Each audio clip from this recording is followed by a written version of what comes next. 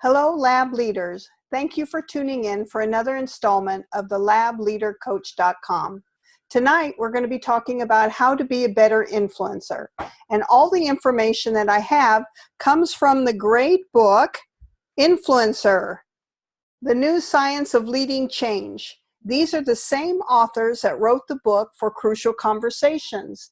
And that is, Joseph Grenny, Carrie Patterson, David Maxfield, Ron McMillan, and Al Schweitzer. So let me go ahead and share my screen with you. We've got some great information here that I know is going to be very helpful for you as you impact change, not only with the individual, but change within your teams. All right.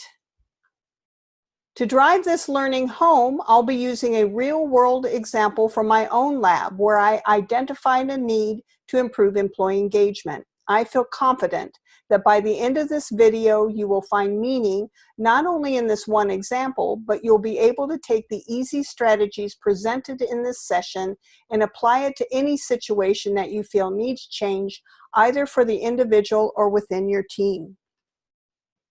So here are the objectives for tonight's session. First, I will list the 3 primary actions that will make you a successful influencer. Second, I will describe how to find the vital behaviors that will help you identify where you can zero in your energies to get the most impact for your influence energy.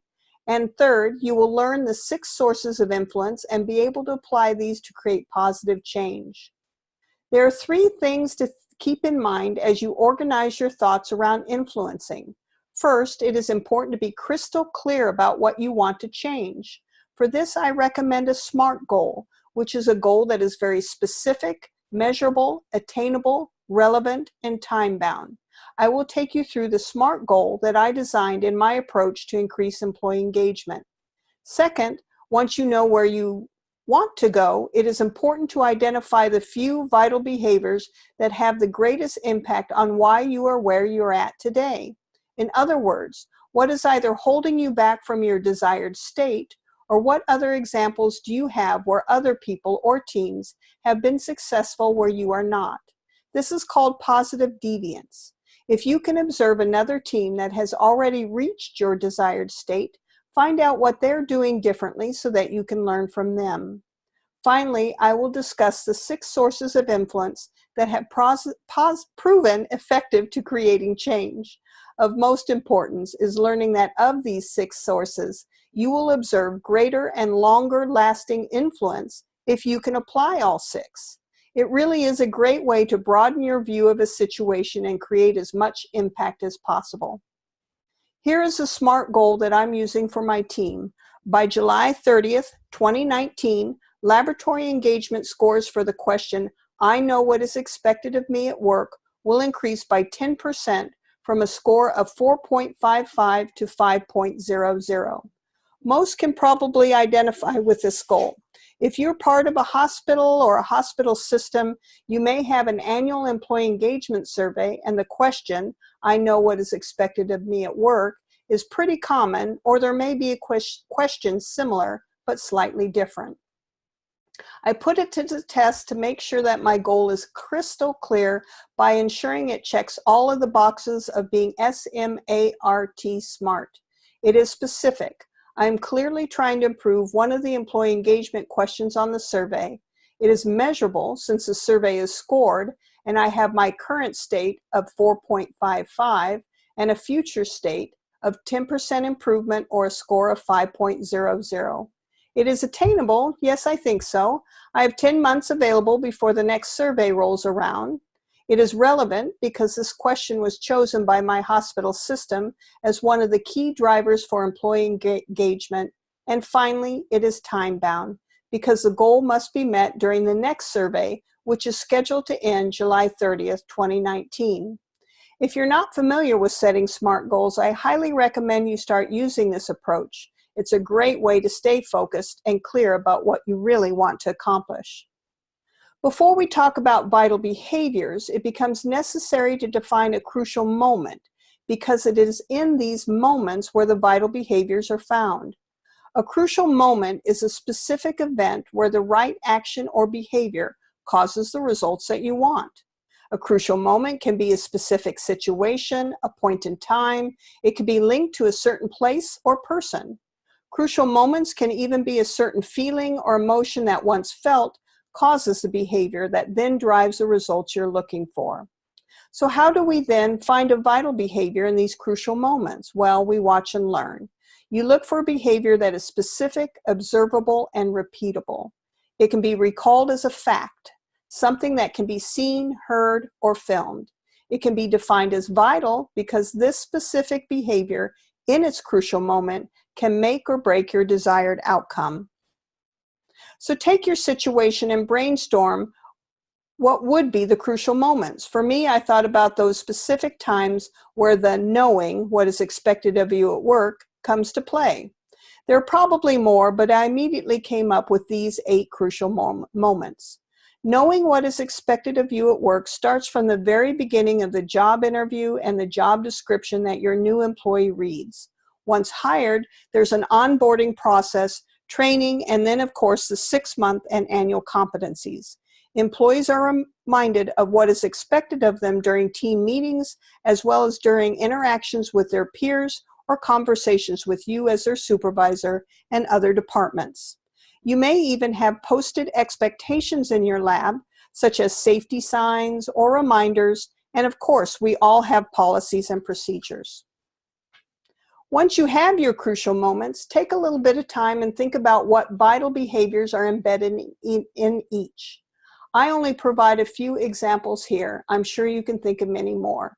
For example, when interviewing, you want to be very clear regarding what hours you want the new employee to work. I use this example because I can't tell you how many times I've hired for the 3rd shift, made sure they understood that they'd be working overnight, they agree to it, that is what they want, but somehow they still don't seem to understand that it means they really do work overnight.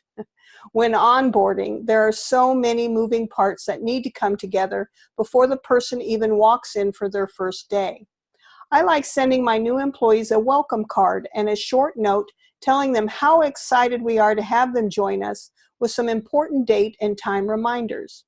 Having complete IT access seems to be the holy grail that is often difficult to obtain, but as you know, can make or break that first impression with a new employee.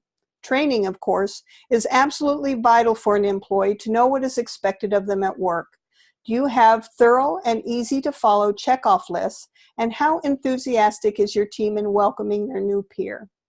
When you think about team meetings, do you set an agenda that is vital and will provide meaning for the attendees?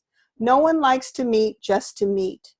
Do you have a scribe that helps you put together the minutes so that they can be dispersed for required reading after the meeting? How well does your team communicate with one another? Do you set a good example? How do they answer the phone? What kind of emails get sent between peers and between other departments? How have you, as a leader, set the culture for your team regarding interpersonal relationships? Do they treat each other with mutual respect? If you post reminders, have they turned into wall art, or are they still vital pieces of information? Are your policies and procedures easy to find, and are they written in clear and consistent manner for ease of use? Even though I merely scratched the surface when it came to identifying the crucial moments with only 1 to 2 vital behaviors in each, you can see how large your choices can become. But how effective do you think you would be if you tried to make change using all of these factors? You would quickly get overwhelmed, and with such a broad view, find it difficult to find the focus you need to create really effective change. That is why, once you've completed all of your brainstorming, it becomes necessary to choose 1 or 2 crucial moments and then identify 1 to 2 vital behaviors in each. For the purpose of my goal in helping my employees know exactly what is expected of them at work, I felt that the training experience is probably the most crucial of all the moments I came up with. Then, looking at the vital behaviors during training, I chose the way my team communicates with the new employee as the most important. I chose this because I already felt our training checkoff lists were pretty good, And because I'd already done some coaching with my team around appropriate communication, I suspected that there might be more opportunities around this topic when it came to new employees. So I watched and I learned. Here are some of my observations.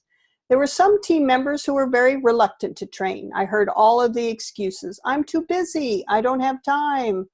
I overheard one tech ask if the new employee had used the same instrument elsewhere, and then watched him go through a hyperdrive explanation and skip a lot of steps. Nothing like teaching bad behaviors on day one. Some of my techs were honest. I don't like to train and I want to work a different bench. Others found reasons to dislike the new employee so that they could avoid working with them.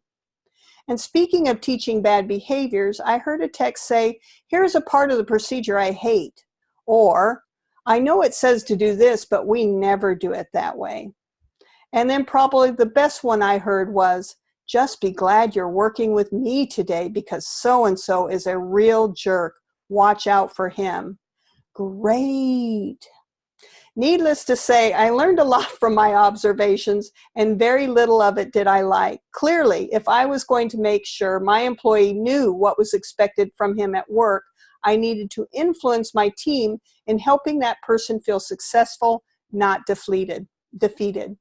Suddenly, I had a new goal. Immediately, I needed to set clear and definite expectations on how I wanted the current team to treat and communicate with the new employee so that they felt welcomed, respected, and excited to learn.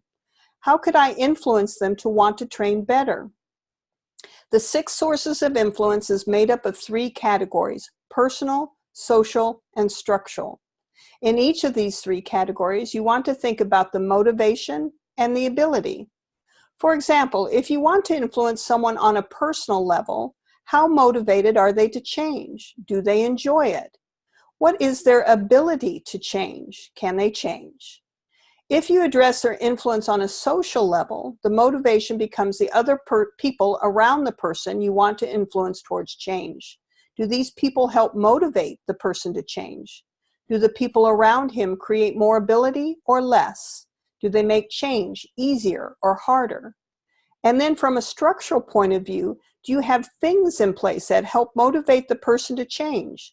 Do these things make it easier or harder for the person to change? Here's another way to look at it. In order to motivate a person on a personal level, you need to find out what it is it will take to make them want to do something. What is that value from within that intrinsically motivates a person to do better or want to change? Are you certain that they know how to do the thing you want them to do? Do you need to address ability, provide more training, or create more clarity on what you need from them? Using social influence as a motivator is all about peer pressure. What is the culture on your team? What expectations for behavior have you set for everyone?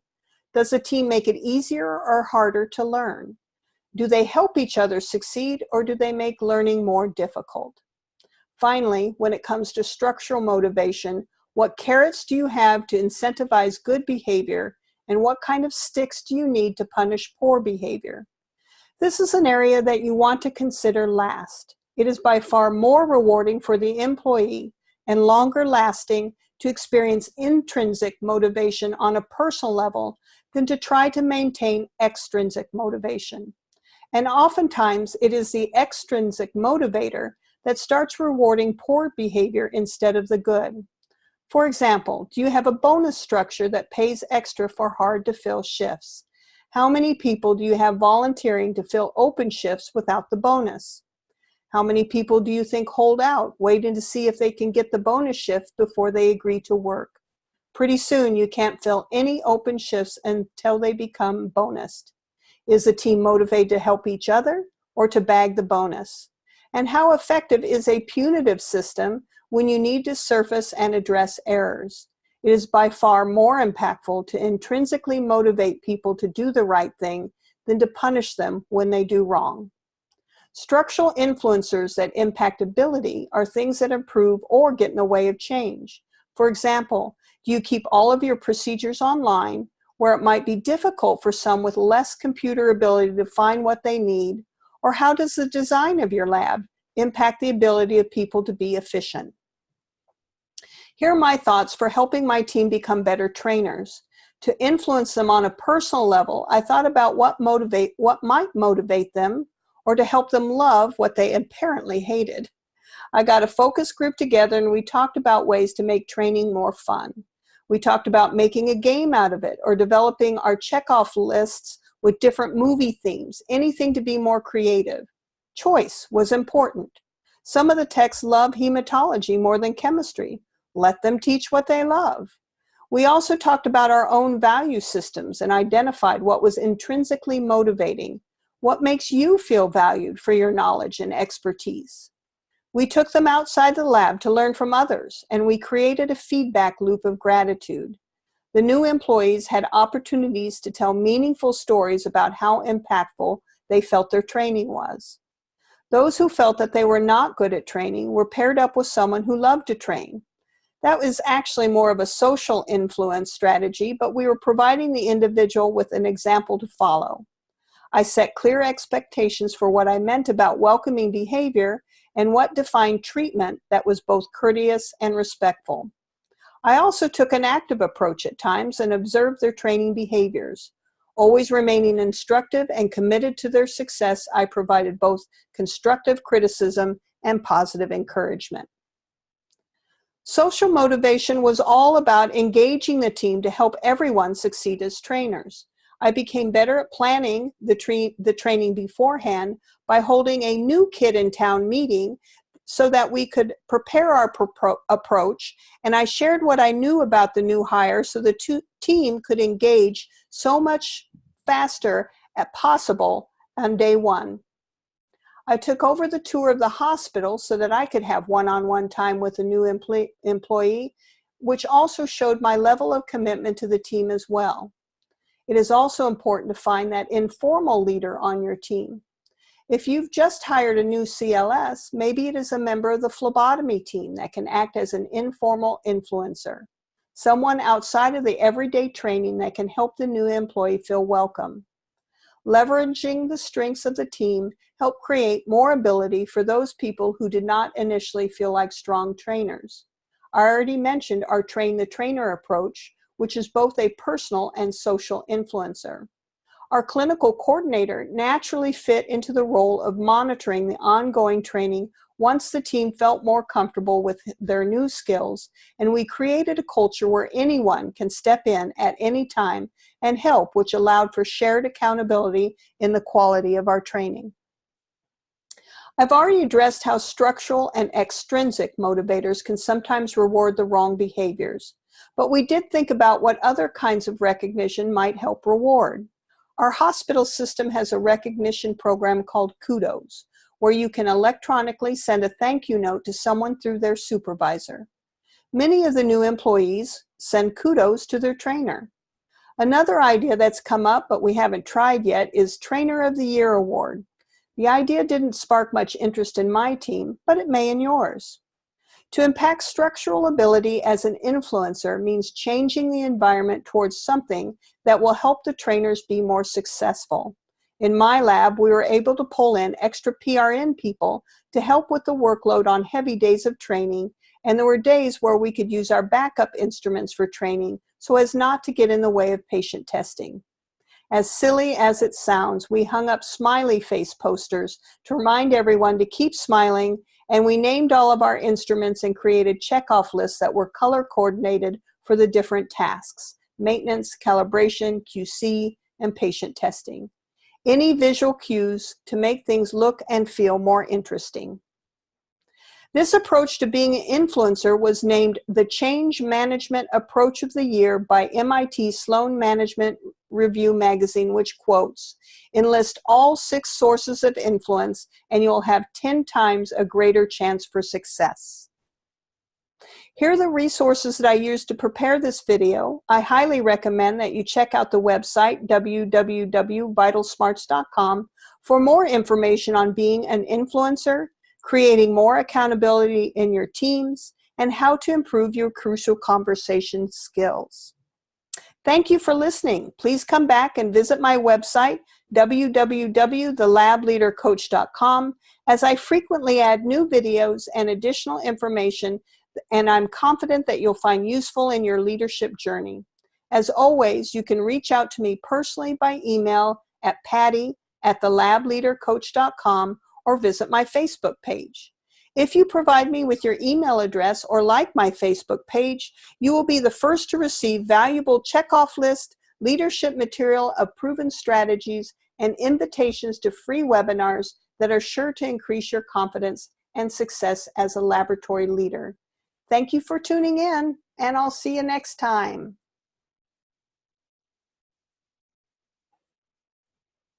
Good night.